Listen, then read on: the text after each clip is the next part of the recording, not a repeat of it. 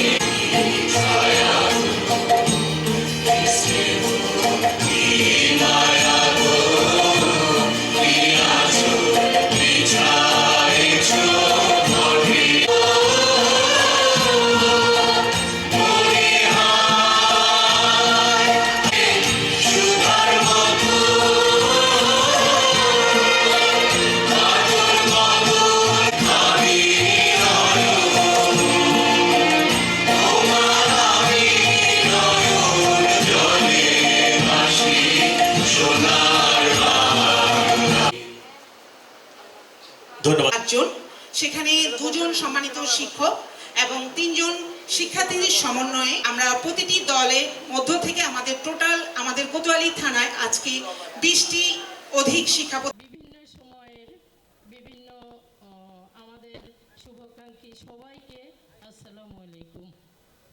নির্দেশনামূলক বক্তব্য জানতে চাইব আমাদের উপস্থিত মন্ত্রী মহোদয়ের কাছ থেকে।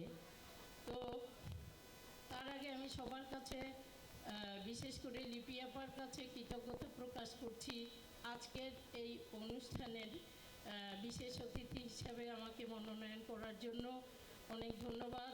এবং পুরস্কার প্রদানের উদ্যোগ গ্রহণ করেছে, সেই আলোকে আজকে আমাদের প্রথম এবং দ্বিতীয় যে গ্রুপটি হবে অর্থাৎ 5 জনের যে 10টি আমাদের এই খুবই প্রজেক্ট ধারণ করেছে। ছবি বিজ্ঞানীরা যদি বলি তারা ভবিষ্যতে হয়তো গড়ে উঠতে পারি, তবে বাংলাদেশ বিশ্ব দরবারে আরো মর্যাদা বিশেষ অতিথি মাননীয় প্রতিমন্ত্রী মহোদয়ের প্রতি কৃতজ্ঞতা প্রকাশ করছি। তো তার আগে আমার ছোটখাটো সকল শিক্ষার্থী এবং বিভিন্ন যার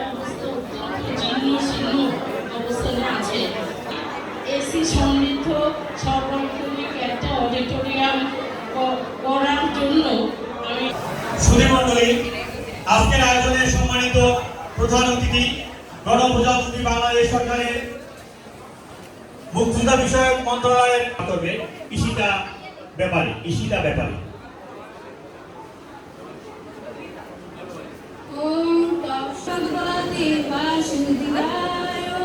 শ্রীমদ্ ভগবদ গীতা চতুর্থ অধ্যায় ধর্মস্য গ্লানির্ভবতি ভারত নমো ভগবতে বাসুদেবায়।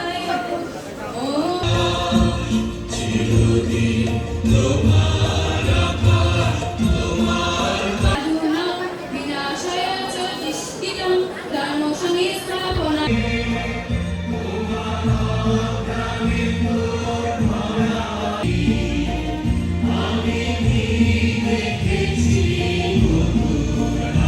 অংশগ্রহণ করেছে, সেজন্য আমরা আনন্দিত। আজকে আমাদের এই গ্রহণ করছেন আমাদের আজকের অনুষ্ঠানের প্রধান অতিথি ইঞ্জিনিয়ার ইশরাক হোসেন এমপি।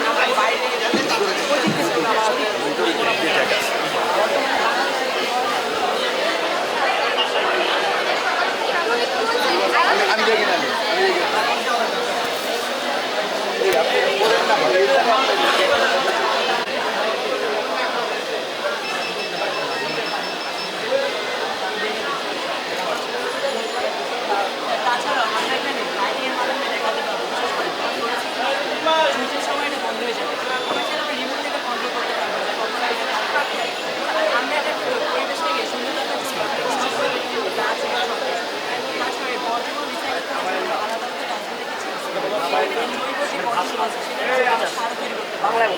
সেই সার আমরা ইউজ করবো আমাদের এই গাছপালা। তাছাড়াও আমাদের যে পানিগুলো জমবে বৃষ্টি হয় বিশেষ করে সেটাকে আমরা সেই পানিটাকে ব্যবহার করে সেই গাছপালা ইউজ করতে পারবো। তাছাড়াও এখানে আমরা দেখতে পাচ্ছি এটাকে কিন্তু দেখা যাচ্ছে যেগুলো সব বাংলাদেশে আমাদের যে বর্জ্যপাত দুর্যোগ সেটা অনেক পরিমাণে বেড়ে যাচ্ছে। অনেক মানুষ মারা যাচ্ছে বলা যায় থাকে তাহলে আমাদের যে বজ্রপাত সেটা কিন্তু আশেপাশে কোথাও না পড়ে এখানে পড়বে পরে এটা তারের মাধ্যমে নিচে গিয়ে সেটা ছেড়ে দেবে ফলে কি হবে মৃত্যু সংখ্যাটা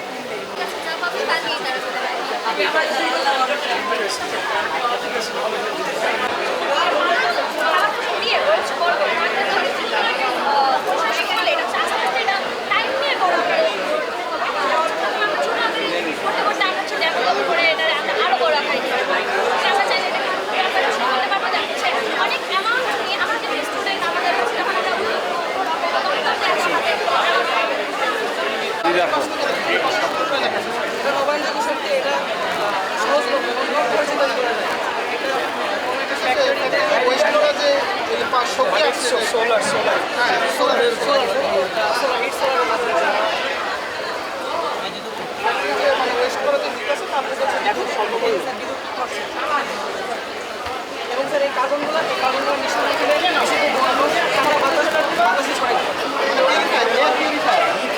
জি স্যার এবং এটা আমরা ব্যবহার করবো দুর্গম এলাকায় যে গ্রামীণ পরিবেশে যেখানে বিদ্যুতের খুঁটি প্রাইমারি অসম্ভব সেখানে তারা যদি ওয়েস্টের জিনিস পুড়িয়ে বিদ্যুৎ তৈরি করতে পারে তাহলে তারা স্বাবলম্বী হবে।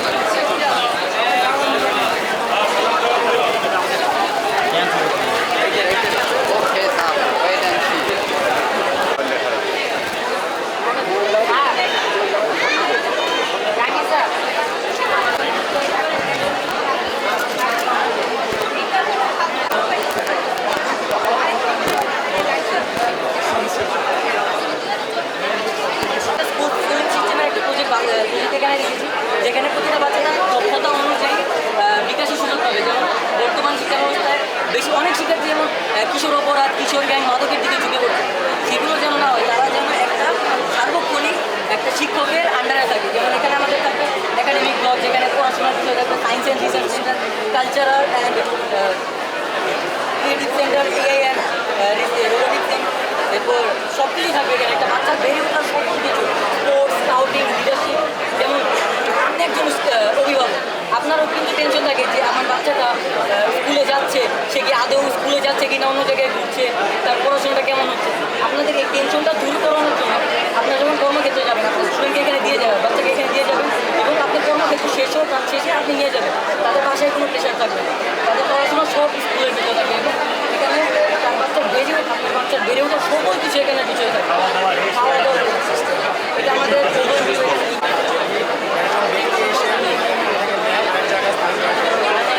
সেই মনে আমাদের সাধারণত পুড়িয়ে দেওয়া আমাদের বাতাসকে দূষিত। কিন্তু আমরা চাচ্ছি যে এই কাজটিকে অটোমেটিকভাবে করার এবং এই ময়লাগুলোকে ডিরেক্টলি না করে এটাকে আমাদের মনে হয় যে ময়লাকে 3 ভাগে আমরা ভাগ করি। 3 ভাগে ভাগ করার পর সেটি ভিন্ন ভিন্ন টানের মাধ্যমে নিচে যাবে, যেটা হাইড্রোলিক সিস্টেমের মাধ্যমে হবে। যাওয়ার পর সেই 3টি একটি মূল টানেলের মধ্যে দিয়ে যে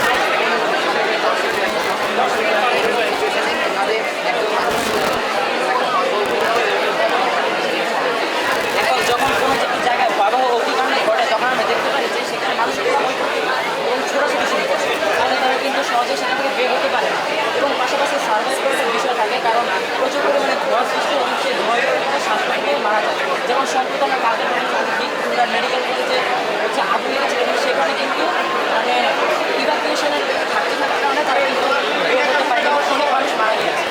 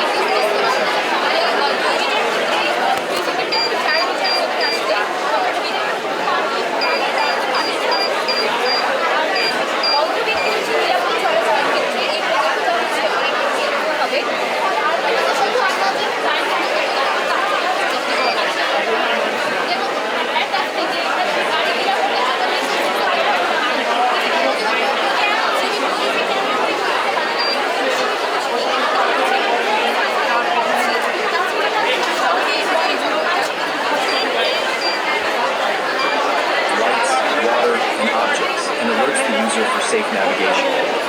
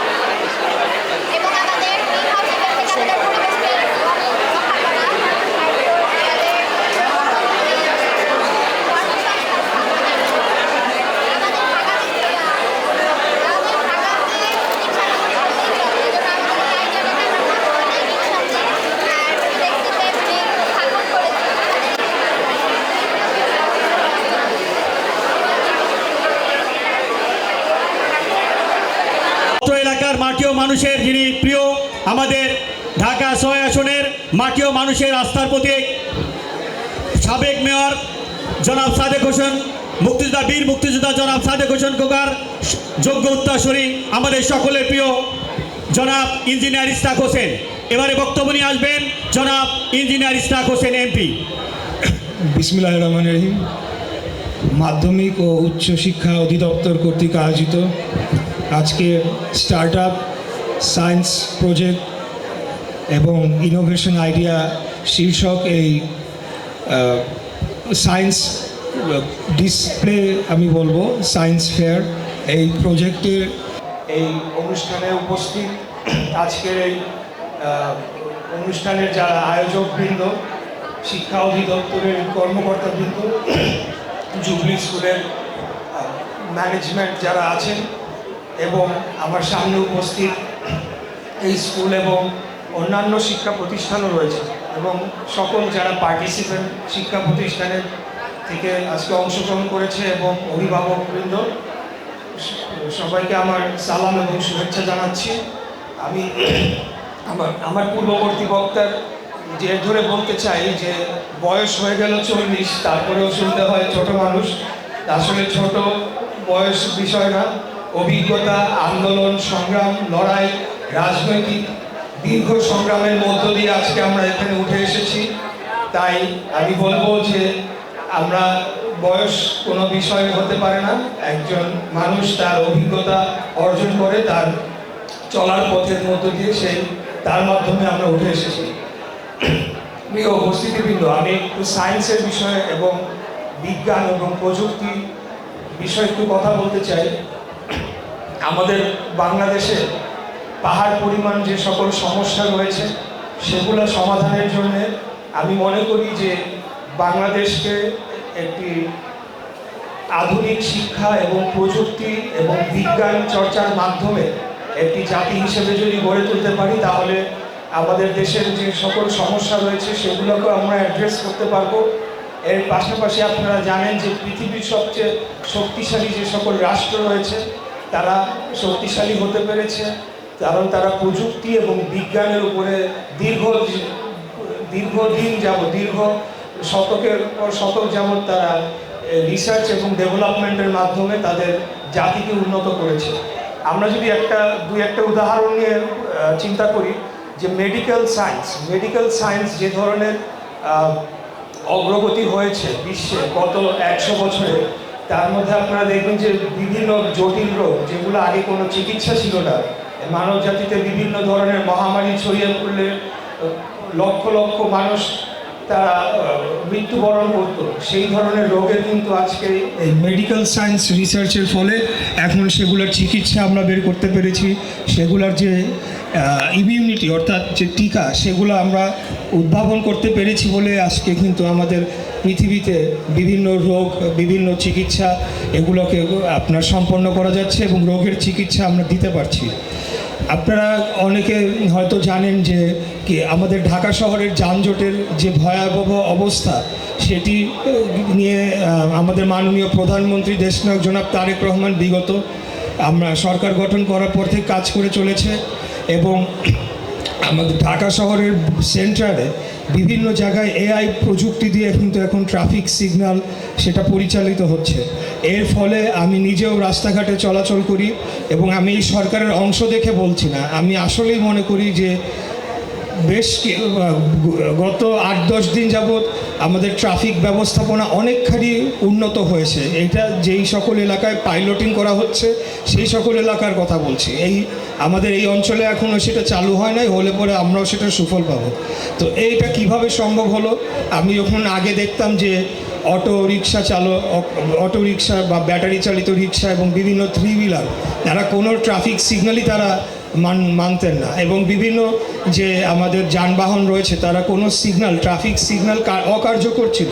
সেখানে ম্যানুয়ালি ট্রাফিক যারা কন্ট্রোল করতেন, ট্রাফিক পুলিশ, ট্রাফিক বিভাগ, তারা হাত দিয়ে সেই ট্রাফিকটাকে কন্ট্রোল করতো এবং বিভিন্ন জায়গায় লাইটগুলো অকেজ পড়েছিল। কিন্তু বেশ কিছুদিন যাবৎ যেখানে এআই সিস্টেমে ক্যামেরা লাগানো হয়েছে সেটা দিয়ে যে নাম্বার প্লেট নির্ধারণ করে যখন মামলা পাঠানো শুরু হলো, পাশাপাশি আমাদের মাননীয় প্রধানমন্ত্রী উনি নিজেও যখন ট্রাফিক আইন মেনে চলার এক অনন্য উদাহরণ দেখালেন, একজন প্রধানমন্ত্রী হয়ে তিনি ট্রাফিক লাইটে থামছেন, তো একজন জাতির লিডার হিসেবে উনি যে এক্সাম্পল সেট করেছেন সেটারও একটা প্রভাব রয়েছে। পাশাপাশি এই যে এআই টেকনোলজিতে যে প্রযুক্তিটা ইমপ্লিমেন্ট করা হলো সেটার জন্য কিন্তু অনেকখানি এখন ট্রাফিক ব্যবস্থাপনা সুশৃঙ্খলের দিকে যাচ্ছে। পুরোপুরি তো হবে না, একদিনে বা ওভারনাইট হবে না, এটা সময় লাগবে, কিন্তু এটা হবে। তো এরকমই আমি বলতে চাই যে মেডিকেল সায়েন্স বলেন বা অন্যান্য দিক থেকে বলেন বা এআই বলেন, সামনের দিকে আপনারা জানেন যে সোশ্যাল মিডিয়া এটাও তো একটা টেকনোলজি। আমরা যেটা হাতে মোবাইল ফোন ইউজ করি সেখানে ফেসবুক কমিউনিকেশন টেকনোলজি অনেক দূর এগিয়ে গিয়েছে। তো যে সকল রাষ্ট্র, পৃথিবীর উন্নত দেশ, ইউরোপ বলেন, আমেরিকা বলেন, জাপান বলেন, সেখানে কিন্তু তারা বহু দশক ধরে এই টেকনোলজির উপরে গুরুত্ব আরোপ করেছে। তাই আমার এই কথাগুলো সকল কিছু বলার উদ্দেশ্য যে আজকের এই ছোট পরিসরে এই যে সায়েন্স ফেয়ারটা হচ্ছে, এইটাকে আমাদেরকে ধরে রাখতে হবে, কন্টিনিউ করতে হবে এবং আরও অ্যাডভান্স স্টেজে কীভাবে নিয়ে যাওয়া যায় সেটার জন্য আমাদেরকে কার্যক্রম করতে হবে। সেই জন্যে মাধ্যমিক ও শিক্ষা অধিদপ্তরের কর্মকর্তাবৃন্দরা রয়েছেন, আমি ওনাদেরকে সাধুবাদ জানাই এবং ধন্যবাদ জানাই যে আমাকেও ইনভাইট করেছেন। আমি এই ধরনের উদ্যোগের সাথে সম্পূর্ণরূপে আমি সহযোগিতা করার জন্য আমি নিজে উপস্থিত থাকব। আগামীতে আপনারা এটাকে ভালো করেন এবং আমাদের এই অঞ্চল থেকে শিক্ষা প্রতিষ্ঠান যদি জাতীয়ভাবে 1 নম্বর পুরস্কার প্রাপ্ত হয় তাহলে তো আমার চেয়ে আমরা সবাই সেটার জন্য সর্বোচ্চ গর্বিত হব। তো সেই জন্য আপনাদের যে ধরনের সহযোগিতা দরকার সেটা আপনারা করবেন। আর আপনারা জানেন যে সোলার টেকনোলজি এখন যেটা আছে সৌর বিদ্যুৎ, কিছুদিন আগে আপনারা দেখেছেন যে মধ্যপ্রাচ্যে যুদ্ধের ফলে আমাদের এখানে জ্বালানি আমদানি, তেল, গ্যাস এগুলা ইম্পোর্ট বন্ধ হয়ে গেল এবং একটা ভয়াবহ সমস্যায় আমরা পড়লাম। তো আমরা আগামী দিনে যদি সৌর বিদ্যুতে যেতে চাই সেটা হলো নবায়নযোগ্য জ্বালানি, কারণ আমাদের নিজস্ব যেহেতু তেলের সম্পদ নাই, গ্যাসের সম্পদ সীমিত আকারে রয়েছে, তো আমরা নবায়নযোগ্য জ্বালানির দিকে যদি যেতে পারি তাহলে আমাদের জ্বালানি নিরাপত্তা নিশ্চিত হবে। দেশ হিসাবে, জাতি হিসেবে আমরা আন্তর্জাতিক পরিমণ্ডলে এখন যে অবস্থানে রয়েছে তার চেয়ে অনেক উচ্চতর স্থানে পৌঁছাতে পারবো। এই সকল কিছুর জন্য আগামীতে টেকনোলজির উপরে, সায়েন্সের উপরে সর্বোচ্চ ফোকাস করা হবে, এই কথাটি আমি আপনাদের বলতে চাই।